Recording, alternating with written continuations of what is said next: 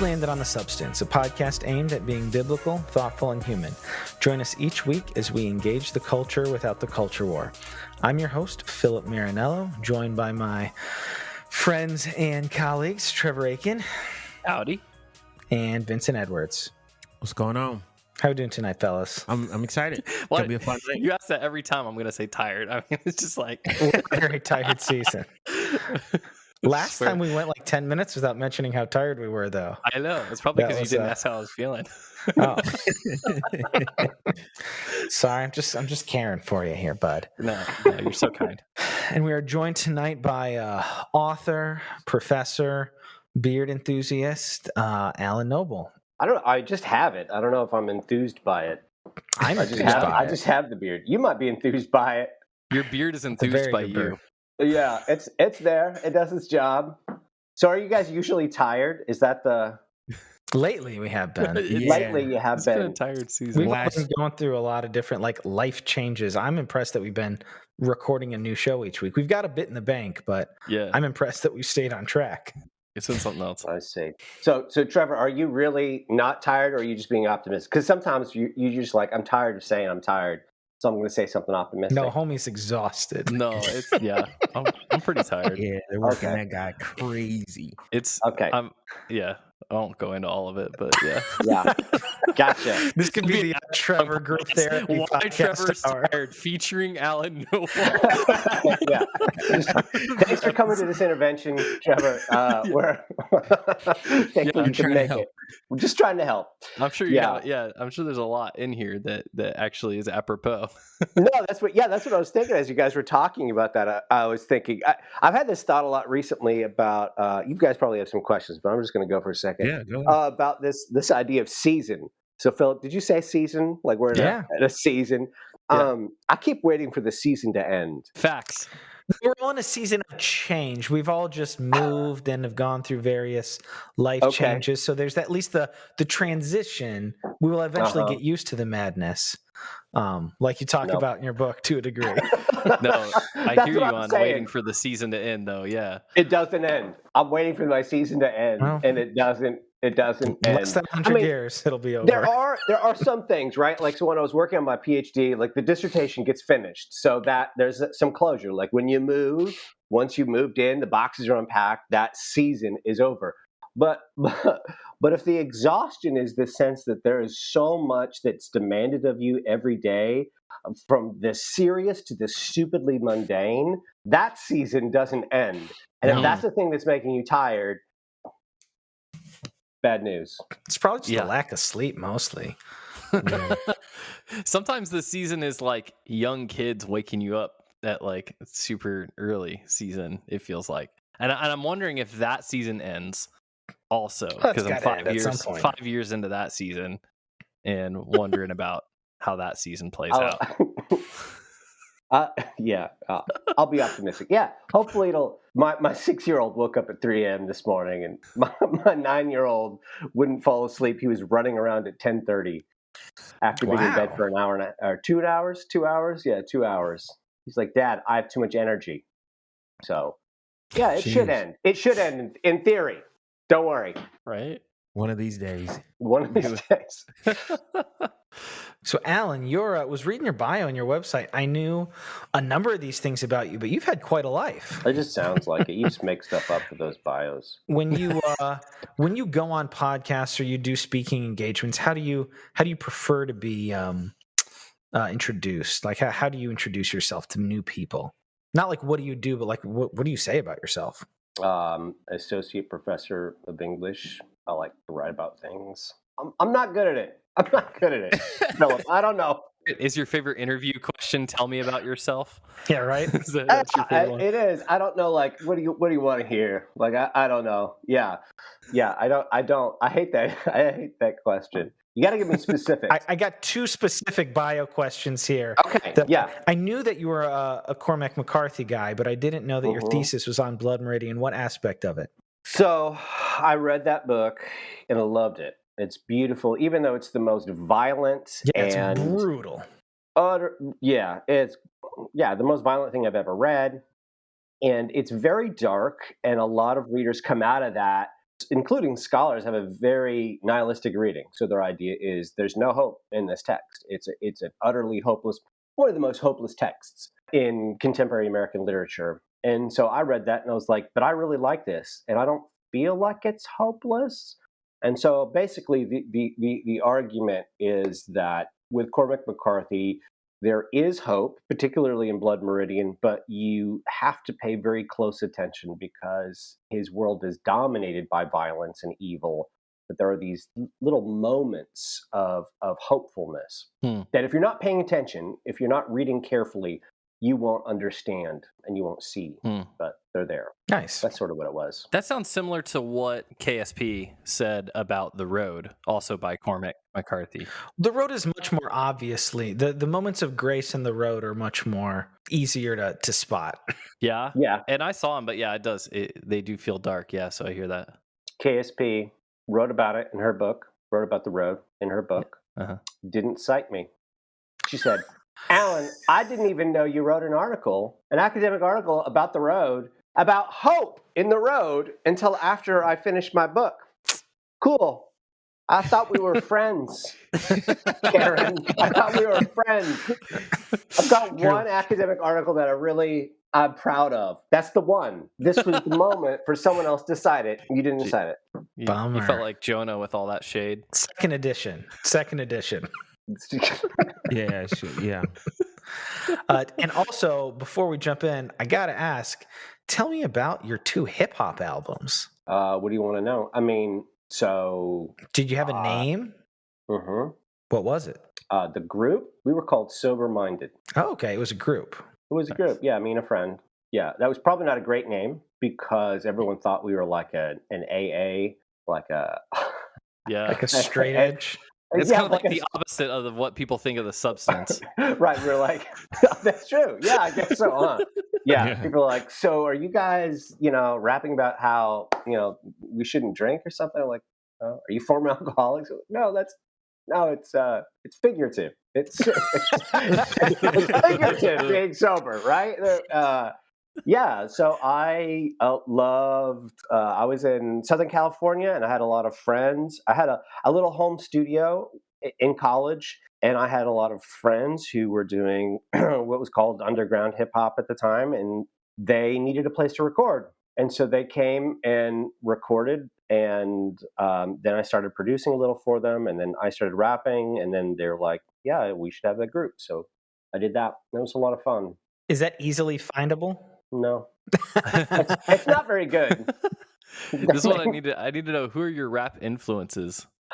Yeah. So, I mean, there's this collective called Anticon that's in the Bay, that was in the Bay Area. I mean, these are obscure. This sounds really pretentious, but these are obscure, like underground groups. So there's a guy named Buck 65. There's a guy in Chicago named Quell and his group, Galapagos 4. Yeah, Anticon, Soul, and Dose 1 and Anticon. Yeah.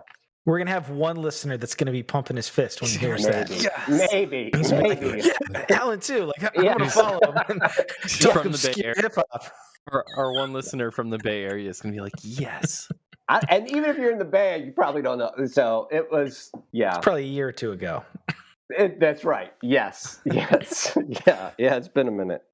We don't often have people who are literary professors and also have hip hop albums. We've had hip hop artists on the show. They're not usually literary professors, but I guess Show dabbles in all of the worlds. Show does literally, dabble. And the narrative got repressed on vinyl. That is such a great album. Oh my gosh. It's a top 5, and he was harassing me that it wasn't my number 1 when we had him on. Yeah. He would. Show would absolutely. He definitely, immediately. He didn't miss a beat. He's like, why isn't it your number 1? And he was like kind of serious. I know. Yeah. So, Alan, I'm going to jump into something here. So we on the show have a couple different formats, and then one of our formats is called Topic Toss-Up. And basically we talk about a number of different topics in those. The very first one we ever did on the show was one of the topics was participation trophies. Okay. And I was making the case to Philip. It was at the time, it was just me and Philip. And I was making the case to him that participation trophies are actually good. Like they're actually an okay thing, because we need to get out of this mindset of like everything's to conquer and like this meritocratic thing of this guy's a winner. Because a lot of times, especially in sports, like in what is it, Outliers, or one of Malcolm Gladwell's books, he talks about how in hockey, the closer you're born to January, the more likely you are to be in the NHL, because that's the cutoff for hockey leagues, children's hockey leagues. So they're the oldest ones in the groups, and then they get more attention because they're more skilled because they're older at young ages. And then over time it accrues such that I think it's like 50% or higher of the league is born in like January or February. Interesting. So like things like this where we think that there's merit, we think these people are superstars, but a lot of it is just the accident of birth, literally. Yeah. What are your thoughts and the things that you've written on meritocracy and I guess participation trophies as well? So it's interesting you ask about participation trophies, because this is our spare bedroom, and on the floor there's a participation certificate my son received for cross country. And when he got it, he said to my wife, I can't speak too loud because they're going to bed here, "Can we get this framed?" And my wife was like, "Honey, I don't think we're going to get this framed." And he was good. Like he came in top 3 at the last race. I mean, he did phenomenal. But it was, that was his impulse, was to say this. He was proud of it. And when he was proud of it, I thought, well, here's a kid. Like, it's not like he's not trying. It's not that he doesn't have drive. It's not that he's he's failing to put in an effort.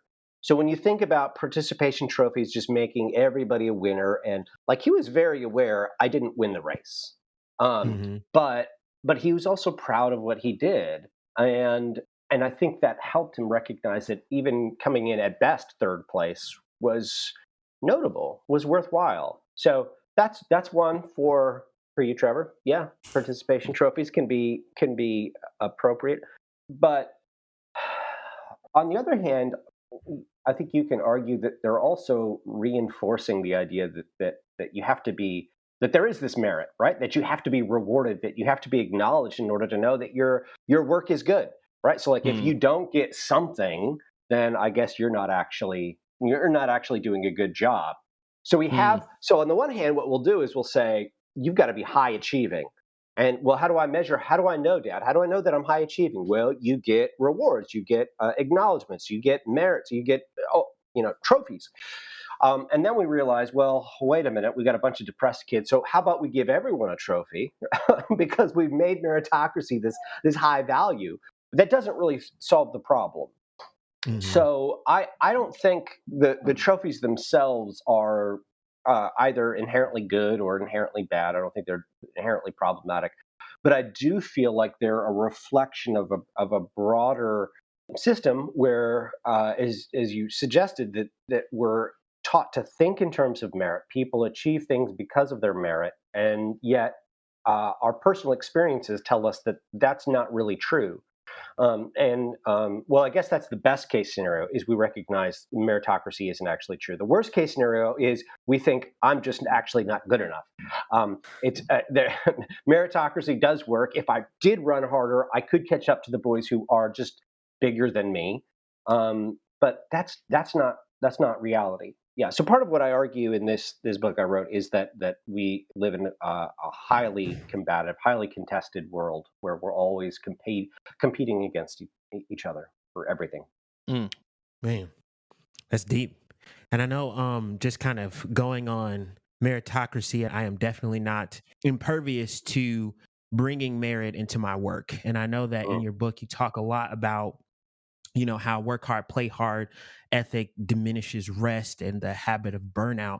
And it's super easy to fall in that, because if you work hard, especially if you get accolades for it, then it's like, okay, I need to continue to drive myself to go up that corporate ladder, or to get the recognition of other people, or win that thing. Yeah. And so it's almost to the point where it's like burnout is the cost of what's necessary to be valuable. Right? Talk a little bit about how society has adopted that burnout culture and that ultimately diminishing or dismissing the need for rest. Yeah, it's sick. And so not only is it the cost, sometimes we can get our priorities so perverted by this drive that actually we see burnout as a kind of reward. Because this stuff is coming from, it's not like I'm talking about those weirdos over there who don't have their life together. I mean, these are things that I feel like myself. So sometimes I'll come home and I'll feel exhausted. I'm like, I am mentally and physically done. I'll put my kids to bed. I'll say, sorry, honey, I can't hang out, can't even watch a TV show. I've got to prep for class. I've got to grade. I've got to answer emails or something. And I go to bed 10, 11, 12, and I'm just beat up. And I actually feel maybe physically ill just because I just keep pushing myself. But psychologically, there's a part of me that's like, yeah, you did it. Like, that's it. That's it. That's what you're supposed to feel. Sure. Beat yourself into the ground. Keep working. Drive yourself. That hashtag grind. Yes, that's right. Isn't it? I mean, so I love and hate Instagram. One thing I love about it is that I can see all of these things. And so, Vincent, when you were talking about this, they're, climbing that corporate ladder. I see people talking about mindset, right? You got to have this growth mindset. And there are all these gurus on Instagram that are selling you on how to keep hustling all the time. They're young. They tend to be attractive people, men and women, who have these pictures of themselves of being successful, and they're selling you some program or seminar or book or whatever that says, here's how you keep hustling all the time, and then you'll make it. But they do play hard, right? Because what they'll do is they'll have these videos of them teaching you how to hustle, and then they'll have videos of them on some beach. And they're constantly traveling. They can't just like, there's never a picture of them just sitting and reading a book, right? There's no rest, right? Like, their play has to be hard. They're partying, they're doing off-road sports or something wild. And I think that, so I'm Reformed, and, sometimes when we talk about, here we're talking about merit, and we could talk about works, so I don't want to spiritualize this too much. And I don't want to say that functionally people can, in the contemporary world, can easily have their own works-based righteousness where it's based on their hustle, right? Like, if I'm working hard, I know I'm right with the world. So I'm not sure it's the same thing as thinking I'm right with God. But there is a kind of, what I call in the book, a kind of existential justification. Maybe you're not thinking about God, but when you ask yourself, when you're lying in bed at night, you're asking, was my day good? What did I do today? Was it okay? If you feel overwhelmed, if you feel like you've done so much that you're beat up, you might say to yourself, my works were good enough. I did it. This was good. This was a good day. But it's unhealthy, right? It's eating us alive. It's unsustainable, and we know it. That's the thing. Is like, there's not really any debate. Like, we all know, there's nobody saying like, yeah, we could just keep this up indefinitely. No, it's toxic. Everybody knows. And so why do we keep doing it? It's so insidious as well, because there's like, the company I work for, great company, but they also have this like, well, we want you to have work-life balance. And I think they believe that. But then they also are like, but if you want to get in line for a promotion, you want to see that you work hard and really go above and beyond. And so there's a part where it's like, so you want me to work after hours. So, and if that's the desire or the goal that you want, and I understand that there are some jobs where it demands of you because of the nature of the work. And so there are some people who are like, I want rest, and I don't want to, grind out all the time. The nature of my job does not allow me to be able to gain that. My wife's a doctor, and just the culture of that, it's like, the most we will not work you is 80 hours in 1 week. Like, that's the cap. And it's like, that's a crazy cap. What the heck? Yeah, I don't want to be a patient on hour 75. Yeah. Thankfully she does all right, but I don't know where those reserves come from. But it's just it's kind of confusing, and it's hard to pinpoint in those areas where it's like, hey, we want you to be able to live your life, have hobbies, rest, do your thing, but we also want to make sure that, you know, you do your job, go above and beyond, make sure that you perform. And so it's hard to digest that when it's like, I don't think I can actually balance both and get the Yes. results that I think I want. That's right. And that you want.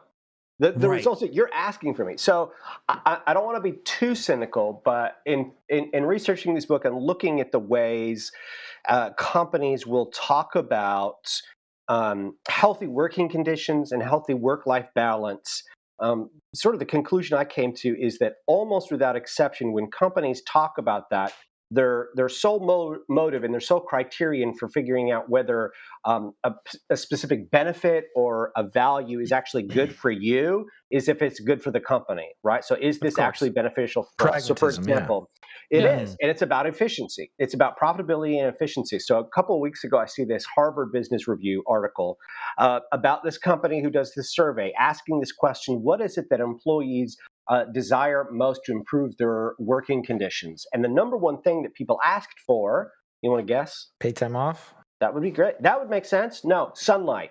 They wanted natural lighting. Geez. And I thought, and I thought to myself, wait a minute. We have gotten to a point where just seeing the sun, getting sunlight. Could I just please see the sun? What are these people locked in caves? But it's actually, yes, they are. It makes sense. Yeah, it is. I Right? always joke with Trevor, like, I didn't see the sun for 3 years before my current role. I got a lot of windshield time on my job. I'm driving all over the city. Like, if I had a cubicle job, like, I see why people jump out of the window. Like, I could not handle there wasn't a window to jump out of. Right. You're in a cave. There wasn't even a window to jump. That's pretty good.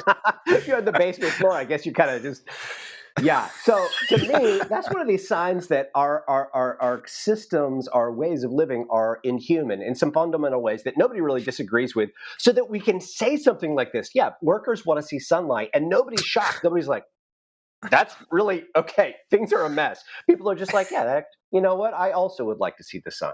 All right, so that's problematic. But what was crazy to me, though, is that later in the article, after this article, say, hey, sunlight, they want sunlight. Then it's, it shifts because it's Harvard Business Review. So they're talking to employers and they say, not only do employees want more sunlight, why should employers give their employees sunlight? Oh, because they'll perform better? They'll perform better. That's it. That was the argument. That was the heart of their argument. As they say, yeah, they want sunlight. And they'll be better turns producers. Out, research has shown they will produce more. Yeah. And I thought to myself, okay, I don't need to explain to you why giving your employees natural lighting is good for them as human beings. I don't need to. That's self-evident. I don't need any surveys. I don't need any research. It's right there. You know this. Why does this person need to come along and say, well, here's the real reason, right? Like, here's the motive you need.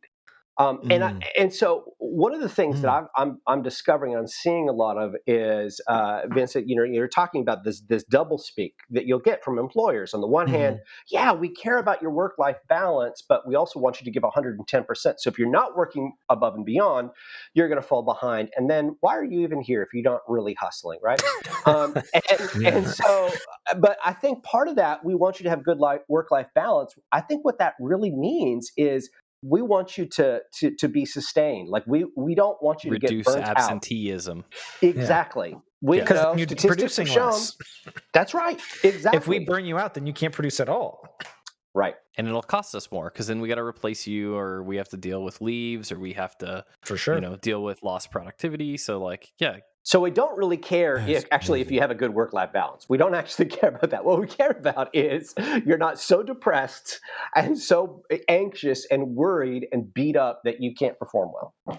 Well, and this was something that was interesting. So when I worked in retail, there was a time when we had a director come in and everybody was talking about we feel like for the kind of work we do, for the company that we work for and the kind of resources that the company we work for we know has, basically, why aren't we paid more? And what can be done about having a living wage, like something we can live on? And what we were told is this company, we don't use a cost of living model. We use a cost of labor model to determine our payroll. Sweet. And they just said that out loud? Yeah, this is literally how it was explained in the moment.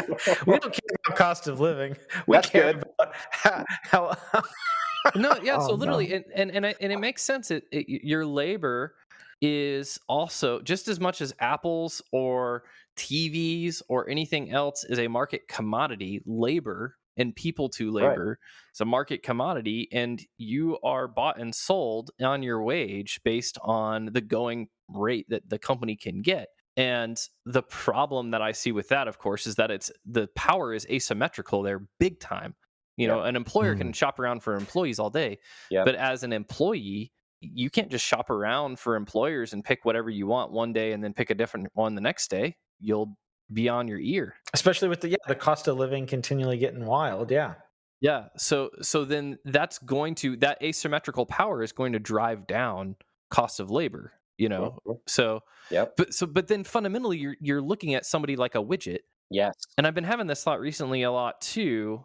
Is money just a quantitative measure of the society's value of you? It literally is quantified entitlements, right? It doesn't have to be. It doesn't have to be, but it often practically is. And so there you had an instance where the employer was just very open about it. Yeah, we know what your worth is. And so you can complain all you want about the wages, but the reality is we have 10 other people who are willing to come in and do this work. So you're not anything special. We fundamentally don't have to pay you more.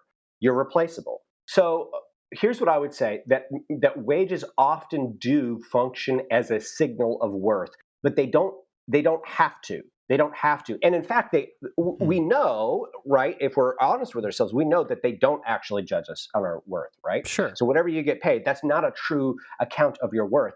But there is a sense in which socially it feels that way. Because it is connected to what you're entitled to. Like if I make enough money to buy X, then I'm entitled to have X. But if I don't, then I'm not, because they're not just going to give it to me. Right. And where one of the ways this gets really muddled is the intersection of dignity and work. So a lot of jobs have just sort of abandoned the sense of dignity. So there's there's a little sense that there's anything dignified in being a retailer. Right. So you see yourself, and the company wants you to see yourself merely as a tool. You're an agent. You're an avatar of the company. Your job is to just sell these products. There's nothing inherently good about what you're doing. You're just this is your task. And if that's the case, then the one thing you get out of it is money. Okay. That part of the book was really depressing. You talk about like just all the crap that we make so that people have enough money to eat, but then we're just filling the planet with crap. Sorry.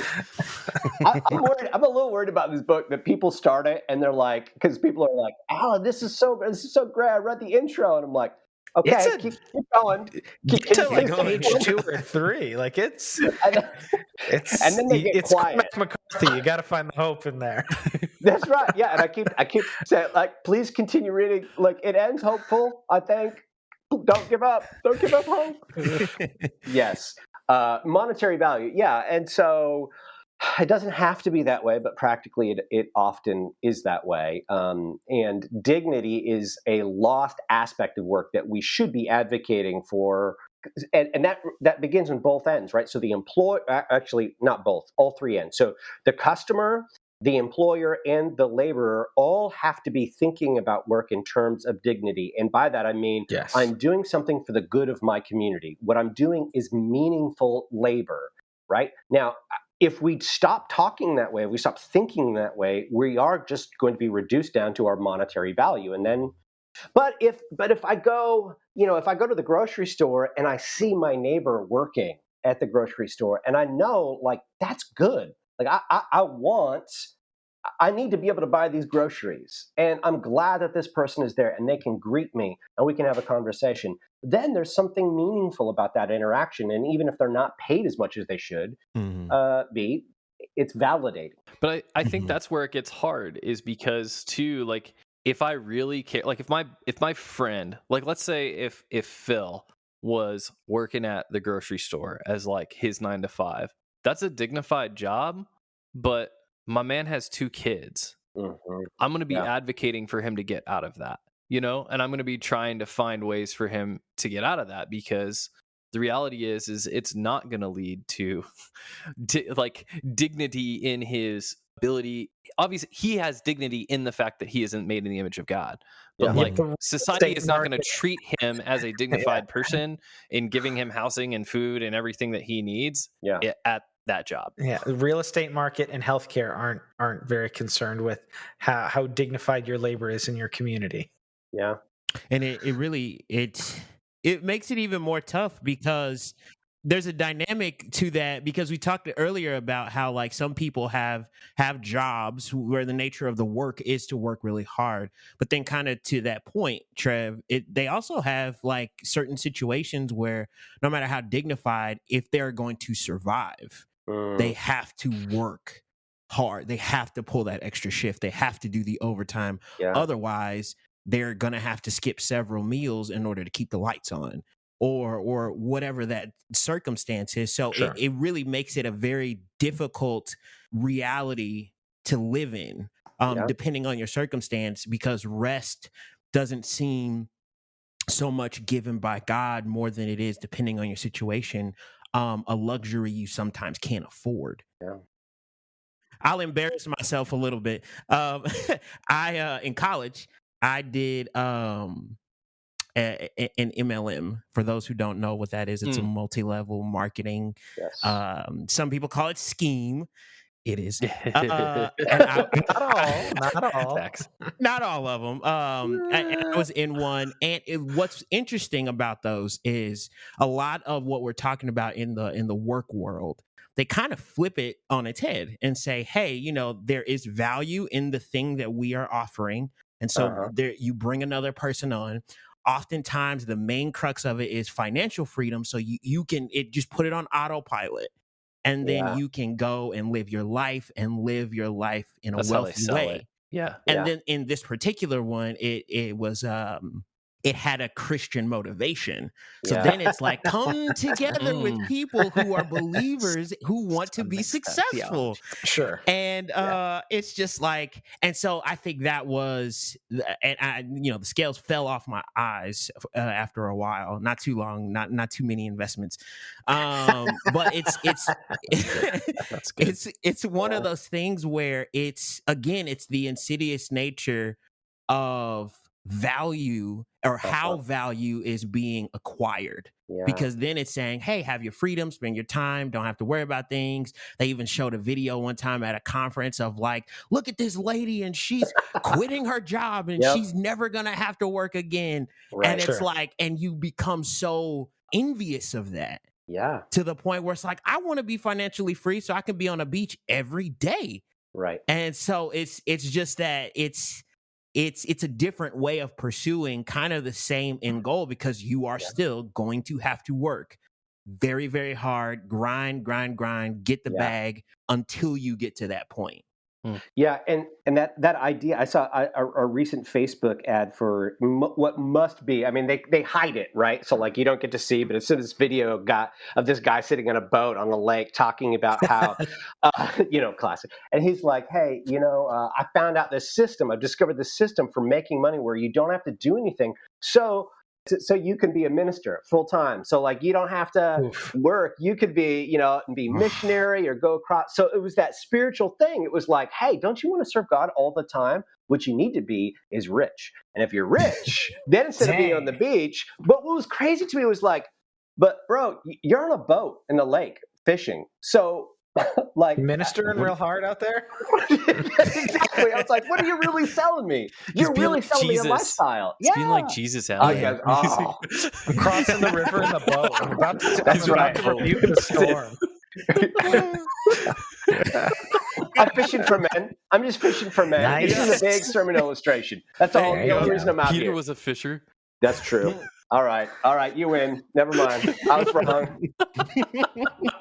All right, we went hard on work and dignity here. There were a couple other things in the book that I wanted to ask about.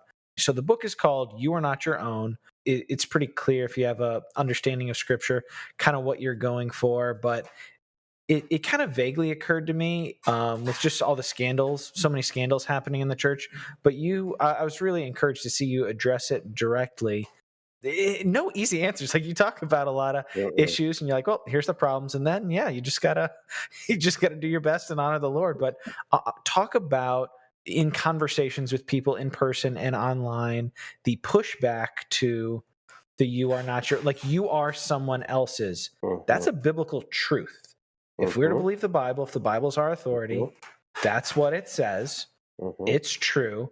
But the pushback of, well, if I'm not my own, then therefore I am open to abuse, manipulation, like evil men, evil systems. So, yeah, well, I know God says it, but like, man, I don't want to open myself up to, I don't want to be too not my own, because then I'm open to manipulation and abuse. One of the interesting things when this book got announced, the title got announced, I have a friend who's online friend who's very progressive. And so he shared something, and it was encouraging. And he basically said, if I could see one person writing a book with this title and doing it well, it'd be Alan. I was like, that's really touching. Thank you. And then all his friends just dunked on him. They were just not dunked on him. They trashed him. They were like, dude, this idea is toxic.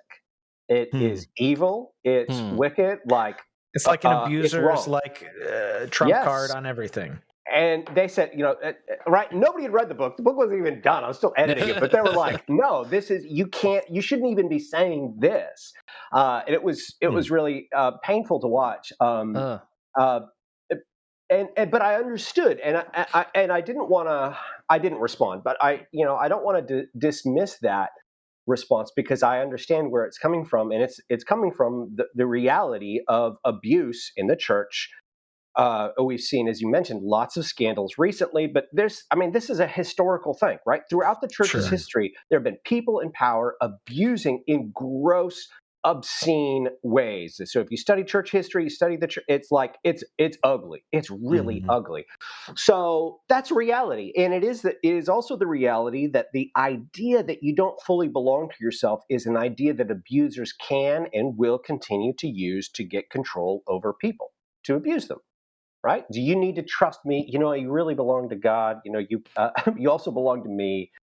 You don't have your own agency. You need to stop putting yourself first. And so people can. What's the word that we use to groom?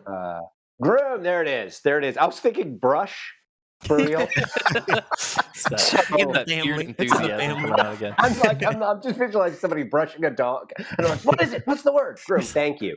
Yes, they can. I mean, that's a way of grooming. So I understand that reaction, and I think it's legitimate. And so there are a couple of things I would say is that, one, if you believe that you fundamentally belong to another human, right? You don't belong to yourself. I fundamentally belong to my spouse, right? In some totalistic way. You're gonna get in trouble. Because what happens is that your spouse, no matter how wonderful they are, there's going to come a moment where they put their own good above your good. So they might have vowed to put your good first. They might have promised to do that, but the reality is they're fallen, and there's going to come a moment where they say, "I could put the cap on the toothpaste, but I don't care, and so I'm just not going to do it." And that's a very minor thing, but it could be something more abusive where they say, "I know that you're tired, but this is my desire, so I don't care." That's what humans are going to do at one point or another. As a parent, like, there are times when you want to put your kids good first, but they come to you and they're like, "Hey, Dad, can you get off the couch and play soccer with me?" And you're like, "I'm exhausted because I've been hustling, not to go back to work, but I've been doing all this stuff for you, for your good." But that's not true with God. And I think this is the key here. When we talk about not belonging to yourself, but belonging to God, which is the argument of this book, is that we are not our own, but belong body and soul and life and death to our faithful Savior, Jesus Christ, which is the first answer in the Heidelberg Catechism.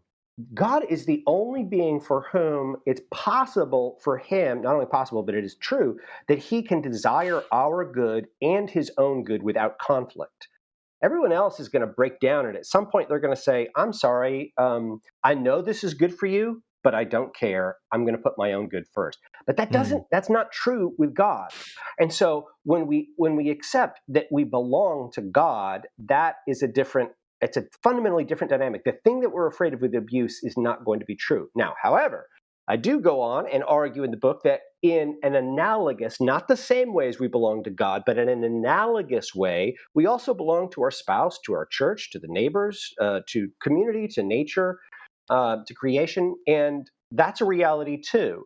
And what I would encourage people to think about is, because we belong to God, that means that we don't even have the ability or the right to allow someone else to treat us in subhuman ways, right? Like we have, Inalienable rights. yeah, I'm not trying to blame the victim here and say, well, you should have stood up for your rights, but I am saying that if anyone comes along and says to you, you need to accept being treated in this inhumane way, well, actually, I don't, because I belong to someone else who grounds my being in the universe.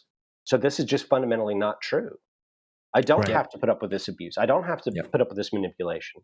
So that's, as you said, Phil, it's not a silver bullet. It's not going to solve everything, but I think it helps. Mhm. As soon as you start talking about ownership and God owning us, right, it makes me think about the Exodus, right? Because that's the entire story there, is that an abusive ownership is superseded by divine ownership, who comes in and says, hey, I own you.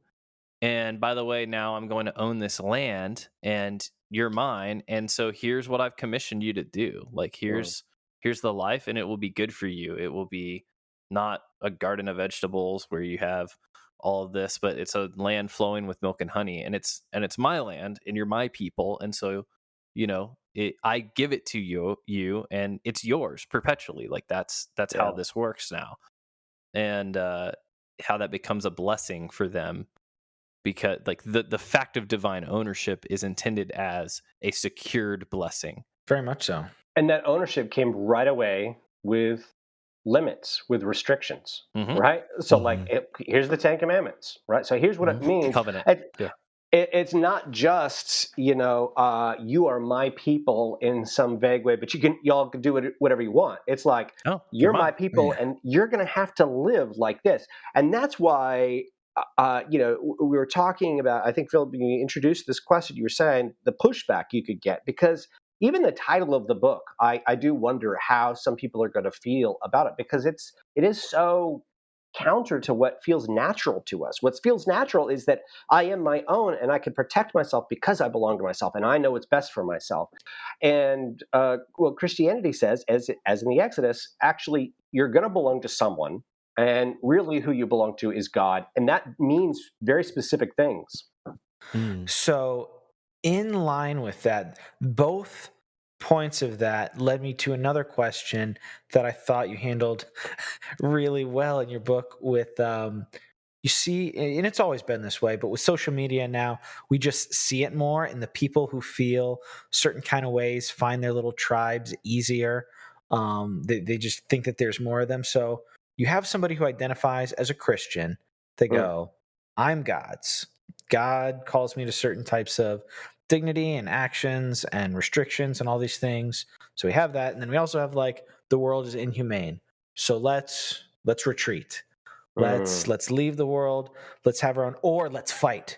Let's get in our little political huddles and like outlaw all the things that like we don't like. So, and I like how just in like one, it was the summation. I always skip to the end. That's kind of my thing. We joke on the show about that. You said like neither revolution nor retreat is the true response, and you see those all the time. Like, and that's why one of the things that we say on the show, like a part of our whole format, is engaging the culture without the culture war. Like, the culture war is so like draining, and I see why it appeals to people. There's a lot of things that that the people engaged in those, I'm sure they're very convinced that they're being faithful to their commission and all these things, but that's talk about how that is maybe why that's not the best approach. Yeah, and so we've mentioned a couple of times that, especially when you read that first half of the book, it can be a little bit overwhelming, because what I'm talking about, if what I'm saying is true, then we're talking about serious cultural disorder that's deeply embedded almost everywhere. And so what that means is, what could we even do? What would it take to even change this? It would take How many radical. generations? Yeah, absolutely. And Societal upheaval. I think Christians do not have the privilege of hopelessness. We don't get to do this. We don't get to say our world is unjust, but there's nothing we can do about it, or because it's too big and I'm too small. We don't have the option to do that. We have a responsibility to love our neighbor by acting in whatever sphere of influence we have. So if we're an employee, how do we treat our customers in a human way? If we're an employer, how do we treat our employees and our customers in a human? All the, if I'm a neighbor, if I'm a pastor, whatever it might be. So we don't get to opt out. On the other hand, as you said, if the alternative is revolution, very quickly what can happen, that goes off the rails fast for a number of reasons. One, I think, is it's prideful. The problem is so big, you're not going to solve it. To save the city, it really needs Christ's redemption. Christ is the one who's going to redeem the world. It's not going to be you, and it's not going to be me. And when you think that you can save the city, you can save America, whatever it is, what's going to happen is you're going to feel comfortable running over people. You're going to feel comfortable lying. You're going to feel comfortable deceiving because you're going to say, I know these things aren't good, but I'll tell you what, this order is so much worse. It's worth it. It's worth it. And I have seen that happen, and it's ugly. For the greater good. For the greater good. If that means we have to be dishonest in our presentation of things, that means we have to just misrepresent. What'd you call it? Pragmatic evil. Yeah, I was like, oh, shots fired right there. And it's just like you said, that definitely should not be the option of the Christian, because you will have to violate other areas of Scripture. You have to violate Scripture, and you would have to, in a sense, silence your conscience in order to get to that. Yeah. And functionally just like murder your own witness. The people you see who do that don't have a witness. Yeah. They say they're doing this for the culture, but then it's like, and follow me as I follow Christ after I do all these things to like push my position forward. But if you think that society, and I don't necessarily disagree, if you think that we're decaying more and more, and that people who are promoting that decay have no objections to deceiving, to using all these tools, they got a toolbox that Christians, as we would agree, don't have, then what those Christians can say, what they get to a point of saying is like, well, okay, if we don't use these tools, we're done, and our kids are going to be done, and all these terrible things are going to happen. And I get that. I get it. That's the culture war. It's scary. It's scary. And I guess I would just want to say that our hope has to be in Christ. And maybe I cannot tell you how this country is going to turn around or how it's going to get better. What I know is what God has called me to do, which is to be faithful where I am, and to know and trust that He will care for my children. He will care for my family. He will care for me. That might not be pretty. It might be ugly. It might be hard. It might be a lot of suffering, which is one of the things that we're promised, a lot of persecution. But that doesn't give us a shortcut. That doesn't mean we can just be like, well, I guess honesty isn't that important. No, we got to suck it up. Yeah. I want to ask you a question from a listener, and I'm just going to kind of give a condensed version, but it's basically hitting this idea of the way that we do self-expression and the way that we feel empowered, or others around us. She references how in a different book she read how this idolization of options and choices, because the narrative behind that is that if you have choices and it's you the one that chooses, then you will feel empowered, and so that will embolden you to be able to say, I did this and I have that responsibility because I'm the one that chose it. So talk a little bit about how that idea might or might not be helpful when it comes to making choices, self-expression. And specifically, she said in relation to parenting, mentoring your children with, you are free when you have a choice, like, because that's the temptation to kind of disciple our kids that way. Hey kid, you decide for yourself. Yes. Man, parenting is impossible. I don't think it's ever been done. I don't think parenting has ever been done. It's a great idea. Somebody should try it sometime. I don't. Yeah, yeah. It's so hard to get away from choice, but we know if you've parented for any amount of time, you know that kids actually like limits. That they might say they want freedom, but actually, when you give your kids absolute freedom, for in the summer, for example, they very quickly, the first day, they're going to come to you. I'm bored. I have nothing to do. And actually, if you tell them, okay, you're going to play this outside for 3 hours, then you're going to do this, and then you're going to have screen time, and then you're going to do this, all of a sudden they're like, oh, yeah, okay, yeah. And now they're not bored. So there's a part of us that acknowledges that that they're good. And limits mean cutting off choices. So instead of choosing how you're going to spend every day this summer, I'm going to give you some guidance. And I think that can be helpful. It is hard, though, because the message we're receiving everywhere is that choice is sovereign, that you are the agent of choice. You get to decide what meal you want, what cereal you're going to eat, how you're going to dress, how you're going to project yourself into the world, virtually everything. And the choices, we expect the choices to be expanding, right? Like we want more options. So, for example, in social media, we expect more ways to project ourselves, whether it's short videos or long videos or images that change, or emojis that are shaped just like us, that are fine-tuned to us. I need another way. Facebook, you got to give me something new because I need another way. The old one has been used up. It's hard to get away from the pull of that choice. But on the other hand, as I said, I think most people intuitively understand that it's not pleasant. And it is also the case that I discuss this in the book, that choice, often the more choices we have, the less satisfied we are. It's just a phenomenon. The more, if it's paralyzing, like the infinite choice, is paralyzing. The illusion of choice.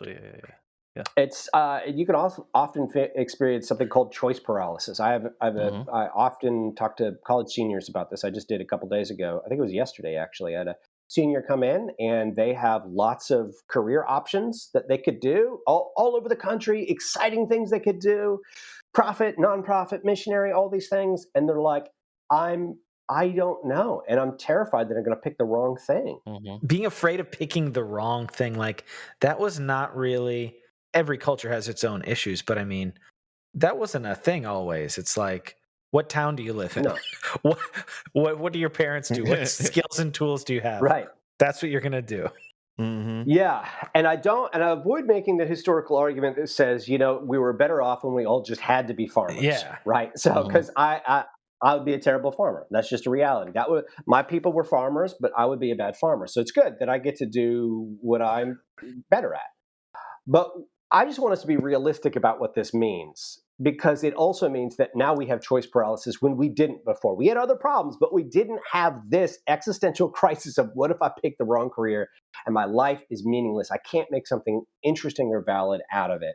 So one thing that means is we're raising our kids is helping them acknowledge that choice matters much less than they're told.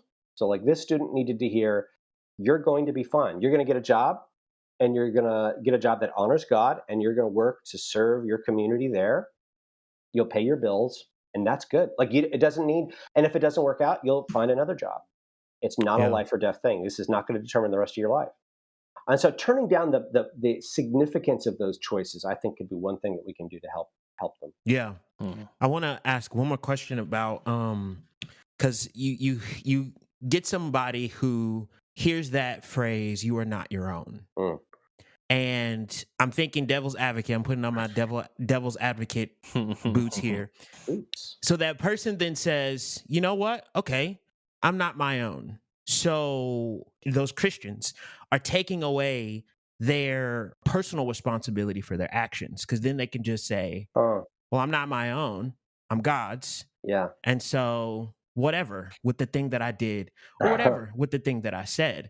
And so how would you address that for a person who might push back and say, if a person embraces that they are not their own, then ultimately the choices that they do make, they are giving away any responsibility or accountability for their actions.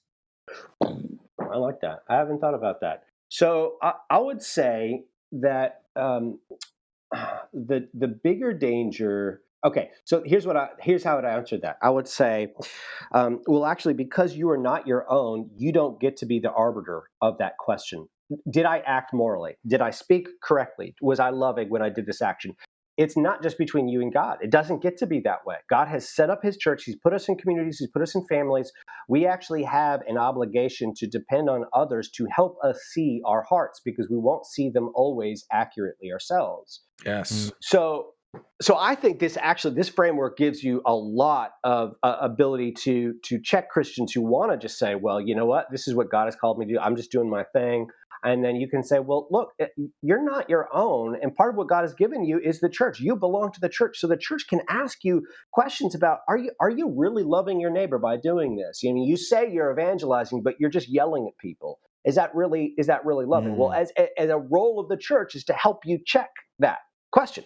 So, I think, maybe the bigger challenge can be when we allow a specific church or a group of people to help us see those things, and then they actually end up taking advantage of us, right?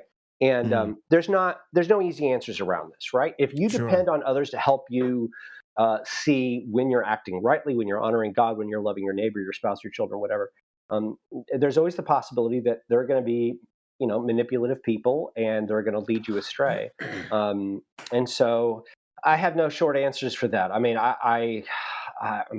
because I've had someone say to me about this book, well, the answer to that is just depend on yourself. You can't depend on your church to convict you about things, because they might abuse that power. And I'm like, I don't think we get that option. We're going to have to trust them and trust that God will care for us. No, that's good. No, it's interesting to hear and think through some of these reactions, whether it's that one, whether it's, we were talking earlier about the progressive friend who's like, that's toxic. So what are some of the other responses that you've heard? Anything that's been like surprising or intriguing or interesting to you as an author, as people have encountered your book, reacted to it, interacted with it, critiqued it, anything like that, like things that came out of that, discussions that came out of that you found very interesting? So there's a kind of cluster of responses that have to do with exceptions, right? So I wrote a book where I make a lot of generalizations. And if you want to talk about society or culture, you're going to do that. And it kind of sucks, because somebody can always be like, well, actually, I'm not like this. And you just got to say, yeah, that's going to happen. Yeah, that's true. That's true. So some people have responded and said, well, I think there are significant groups of people in America where these kinds of pressures or these kinds of realities, they're just not salient. They're just not as relevant as sort of like an upper middle class or middle class people. So, for example, I was giving a talk on the book in a PCA church on the East Coast, and a woman who came from, I believe, Central America. She was immigrated. She's married to an American, and she came up to me afterwards and she said, "Man, I agree with everything you've said. In fact, this is just how I was taught. Like you have responsibilities and obligations to your family and to your neighbors, to your community. Life is not about you. You belong to God. You belong to other people. My problem is that no one else thinks that way, and they all think I'm weird, and they're really guilting me for not thinking that I belong to myself." And so she's saying, in my workplace, I have coworkers who are saying to me, "Why do you want to go home and make dinner for your husband? First of all, you should be making dinner for him. Second of all, just eat out. Eat out. It's much more efficient." She said, she got pressure at work for not being career oriented, for not being focused on moving up. The idea that maybe you could just work a job and be faithful in that job and just serve at that level. Maybe you don't go anywhere, but you do this well. That was foreign. And they were just like, you need to have this drive. And she's like, I like doing this, but I also have these other things that are priorities. And her concern was, I have the opposite problem. So I think that's remarkable. And I think that there are minority communities. I think there are immigrant communities, especially first generation immigrants, who could read this book and be like, well, actually, my community, especially minority communities, where because of persecution and discrimination, there's been a need for support in that community. Whereas if you're like to survive, they need to be like interdependent. Right. Yeah. Whereas, if you're from a privileged people group, like you have the luxury of, which is actually a toxic luxury of individualism. Yeah. Right. And it's not good for you, but you can get away with that. So I've heard that. And I think that's not a criticism, but I think it's an important point that's worth acknowledging. That's worth acknowledging that not everybody experiences this the same way. And but those differences tell us something. Those differences tell us something. Yeah. Well, Alan, there are several other notes I had from the book, and we're not going to keep you here all night or hide an extra long conversation behind a paywall or anything here. So maybe have you back here in the future sometime. But before we let you go, we like to do a segment called Substantive Shoutouts. So it can either be substantive or enjoyable. We don't need to be too utilitarian here with the edification. But what have you been reading, watching, listening to? What have you been engaging with that has brought value or enjoyment to your life? So during the semester, I don't have a lot of time to do anything except prep for class. But being a literature professor, that's often very and enriching thing. So not to sound highfalutin and elitist, but Hamlet. So Shakespeare, pretty substantive. I taught him this morning. I got to teach him. I got to read the rest of it tonight again. And that's just the understanding of the human hearts, and especially when Hamlet talks to his mother and says to her, assume a virtue if you have one, if you don't have one.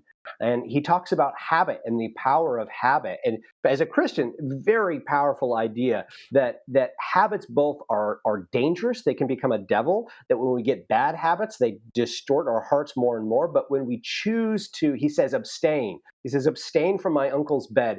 And the next time you have to choose to abstain, it'll be a little bit easier. So Shakespeare just understood the human heart, the nature of how habits shape our rhythms and our hearts, our desires. Really fascinating. I've been rewatching Doctor Who with my kids. So they haven't seen it before, so I'm getting to watch that. Are you watching through the whole thing? What do you mean? Like the reboot whole thing? Oh, okay. So we're starting with what's his name, and who's got the one season, right? You know what I mean? My wife enjoys that a lot, but I haven't seen it at all. No, I think the one episode she was like, "You really need to watch this." I slept through it, and she won't let me forget it. Harsh. I'm a big genre nerd, but that is not one I've really gone deep on. I've seen maybe a couple dozen episodes, like maybe a dozen episodes here or there, but that's not really something I've gone deep on. It's got a camp vibe that, like, you either love it and you're like, It's fun. This is campy, and I love it. Yeah, or you don't. So that's fun. It's great getting to introduce fun things to your kids. And I've been listening to Lo Tengo. That's today. That's what I was listening to for music. So there you go. Nice. So we will obviously put links for the book in the show notes there. Is there anything else that you want people to check out? Where can people find you on the internets? alannoble.com. Twitter, I think the Alan Noble, if you want to do that. Perfect. If you follow Alan, if you want to. If you want to. I'm at, at your own risk, is what I'm saying. If you want to jump into the Twitter sphere. Yeah. Nice. Well, Alan, it's been a lot of fun. There's so many different angles and roads. I say this, I feel like a lot, but especially when we have really great conversations with really thoughtful people, putting the thoughtful and the biblical thoughtful in human tonight. Appreciate your time. Thank you. Well, maybe some of those things will be clarified when you finish the book.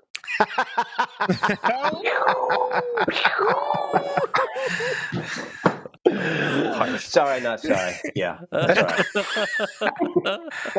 It's a busy time in your life. You're already tired. I get it. I do admire your just boldness of the book selling online. Like, you should be proud of the book. Like, authors are like, oh, well, if you want to, you're like, no, you should buy my book. Buy my book. I worked hard on this. Yeah.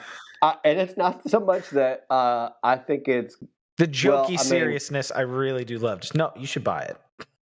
Just buy it. Maybe I'm getting that from Show a little bit, right? Like you should rank my album number 1. Yeah. Right. That's what he's saying, you know, and Yeah. but it works. He can make it work. I try to be a little more ironic because it's absurd. It's weird being like, and when people are too serious, when somebody's like, I really am prophetic and you need to hear my wisdom, you're just kind of like, really? Cool. How do you look in the mirror? I think I don't want to read your book more. That's right. That's right. Oh, So, man. gotta No, laugh that's at good. it. That's good. Appreciate it. Well, thank you guys for having me on. It's been a lot of fun. Yeah, for sure. We appreciate you. Definitely come on back. Yeah, man. All right. I'll do it. Friends, that was Alan Noble. Thoughtful dude. What a great conversation. I feel like I say that all the time with our guests that come on, but It was really good. yeah, like I said to him, like just putting the thoughtful in biblical, thoughtful, and human here today. Mhm. Yeah, and get the book, guys. Like it is not going to be the easiest or the most enjoyable book you've ever read, but it's very challenging and very good. I feel like this would be an excellent book to either do an in-person or a digital book club on, because his ideas are very deep. They're really worth thinking and talking about. I'm sure we're going to talk here in a second. Go to the website, talk about it on thesubstancepod.com. Thesubstancepod.com. Right, Vince? Oh, yeah. Yeah. Get on to it. Get in the conversation there. Maybe we can wrangle Alan into the comments and maybe answer some more of your questions there. But it's a really good book. Very much worth talking about, worth engaging in. Buy it, talk about it, or go to Hoopla. It's free there. Hoopla, sponsor the Substance. That'd be great too. And if you guys, I think this is going to be released on the 14th, I think. So you got about a month and a half left for our 21 and 21 campaign. If you guys like this high quality content that we're trying to put out here at the Substance, we would love you to consider joining at $5 or $10 a month if that's something you're able and interested in doing.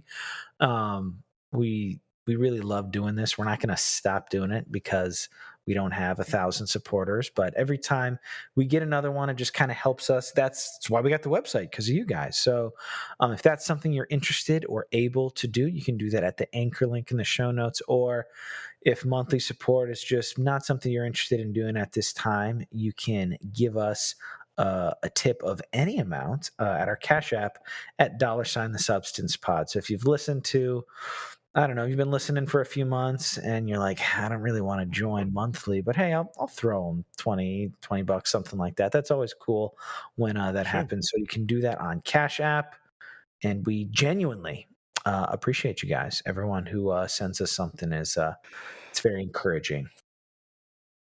Hey, listener, we have a website. And you should go visit it. Substancepod.com. Thesubstancepod.com. There, you will be able to, one, follow our socials in the upper right corner of the screen. Our Facebook, Twitter, and our Instagram is there located for you to follow us. You'll want to follow us for our giveaways, for our guests. When we have guests, sometimes even in this particular situation, we reached out to our followers and asked, hey, we're going to have this guest on. What questions would you like to ask them? You won't be able to do that if you don't either visit our socials, or when you're listening to the episode for questions that you might want to engage in with the author or the guest if they're on our website as well. You can do that in the comment section on the episode. So you just click on the episodes, click on the one that you're listening to, and there's a comment section right under. Put your questions there, put your comments there, and we'd love to engage with you on the socials and on thesubstance.com. For all our fans out there, we know there is so many listeners of The Substance who are thoughtful people who care about the human experience. And so you hear episodes like these, you've got thoughts, you've got reactions. Share those with us at thesubstancepod@gmail.com, our email address, or you can call us, leave us a voice message with your testimonials, ideas, thoughts, reactions at 913-703-3883. Give us a ring, call us. We miss you, and we're looking forward to hearing from you. And You are our friends. The listeners is our friends. If you understood that reference, let us know on the substancepod.com. Maybe we'll say All right. And then we'll see you next time. on the substance. Peace.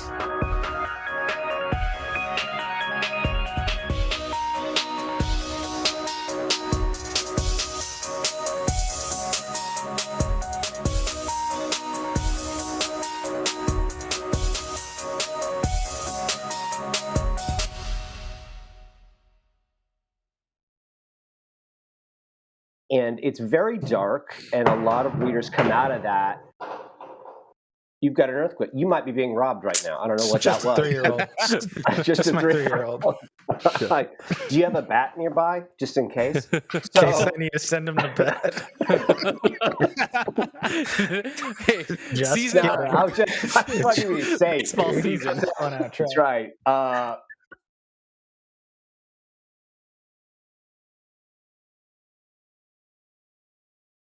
Okay, so I have one bonus question. So sometimes when guests are very thought provoking to me, I ask a bonus question off air that just is just for me and the guys because I'm curious. All right. So it starts off too with have you heard of or like read anything from like John Rawls? Familiar with his theory of justice? I am familiar-ish. Yes. Okay, Yeah. that's probably good enough. I'm probably not any more than familiar-ish myself. Like, and I think that, so thinking about justice, like I feel like a lot of what we talked about too talked about like a just society and what would that look like? What would that mean? Obviously, really, Right. we were poking holes in the idea that our society is just. Right. But I mean, that all goes back to the social justice question and like, what is the Christian's role in social justice? Yeah. So the question would be, what is a Christian's responsibility to pursue a just ordering of society? Oh yeah. So think about what I was describing earlier about when we talked about that retreat or revolution. And so I said we don't have the option of opting out. Where we see injustice and where we have a sphere of influence, where we have the ability to act, I believe that we have the responsibility to act. And that means that even if we don't think that it's going to radically change things, like even if this is one of the differences that we have as Christians, like you might think, well, people have tried this before and the institution never changes and they keep doing the same thing. I don't think we get to cop out like that as Christians. I think we have to say, well, all right, but this instance is unjust. I have a voice in this situation, so I'm going to act on it. So I do think that as Christians, we have that responsibility. It's hard. Where it gets difficult is that figuring out what our sphere of action is it is hard in the internet world, because like I can always tweet about something, but is that really meaningfully a sphere of action or influence? Well, it kind of depends on who you are. For some people, like it's just virtue signaling. For other people, like you have people following. So I have a lot of students who follow me. So if I say something about on a social justice issue, that signals to them, hey, I can be a Christian and care about the conversation about poverty or race in America. And that like, has value. That has real value. Right. So, but for other people, that's not true. So my wife has talked to me before and said, like, I feel like if I post about this kind of stuff, I'm just signaling to my friends that I'm hip. And I'm like, well, that, they don't feel like you have the obligation to, because, that might not be where you're at, and that's fine. Yeah, Sure. It's almost like an organizing principle, like the difference between the two. In the one case, you're in a sphere of influence, you're organizing people to care about a certain issue in an informal way on Twitter. But for somebody else, it's just talk. Right. And yeah, I think about that. I think about the civil rights movement and like obviously King's idea of civil disobedience and how does that all fit in? And because the sphere of influence thing is I feel like a lot of Christian leaders use that as a way to duck out of responsibility. Hardcore. And that's why we've experienced that a whole lot. So when I hear that language, I'm kind of like, I hear it and receive it. I understand what you mean by it. I don't take any ill intent by it at all. But I also true think, to a degree think about like, I agree with it. Like I know what you mean. It's not like you have to solve all the world's problems because you're not Messiah. You're not Jesus.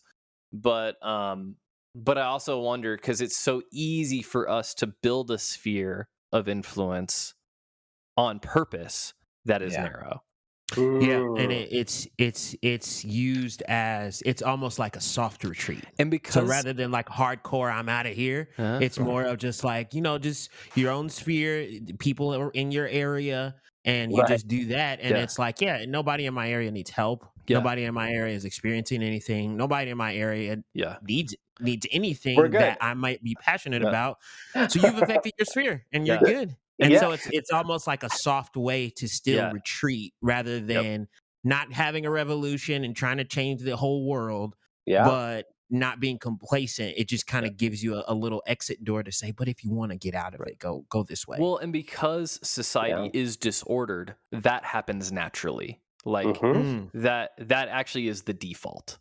And in fact, unless you take active steps against it, you will always, like, I feel like you do end up in a sphere where the status quo of whatever society is kind of where you're at. So anyway, I know that's all bonus. That's a good word. No, that's a good word. In writing this book, there were times where I was like, Alan, you just need to be more radical. Like, you need to go all the way. And so, like, part of me is like, you could write a section on living in community. And, I don't want to go like Benedict option, but also thinking intentionally about community, right? Which is what you're saying, Trevor. Like, okay, I need to, am I choosing to live in a gated community, whether it's literally gated or not, right? Am I choosing to go to a church that's upper middle class white, right? And so I'm living in a segregated city and ignoring the historic reality of the segregation and just going, I only know white people who are rich. Exactly. What can I do? And if you are, like, what is that? What's the moral meaning of that thing? Because some Christian's going to live in a gated community, but what's the moral implication of that? What obligations arise out of that situation? My instinct is to say, I bet if you took these ideas seriously, you would recognize that your neighbors are sick and they need a lot of conviction and help and support. It's going to look different. It's going to look different. And you're probably going to have to work harder, because it's going to be easier for them to be like, no, I'm good. Everything's great. Do you see the Escalade I have? I don't know. Do people drive Escalades anymore? Whatever. This nice car I have? That's exactly what it does. Special pronoun one. That's exactly it. When I was a teenager. With the spinners. That's right. That's it. I guess that's stuck in my head. That's what I'm thinking. Like, if you're wealthy, you're driving a huge Escalade with spinners. That's it. That's what. If you're in like Georgia or Tennessee, maybe.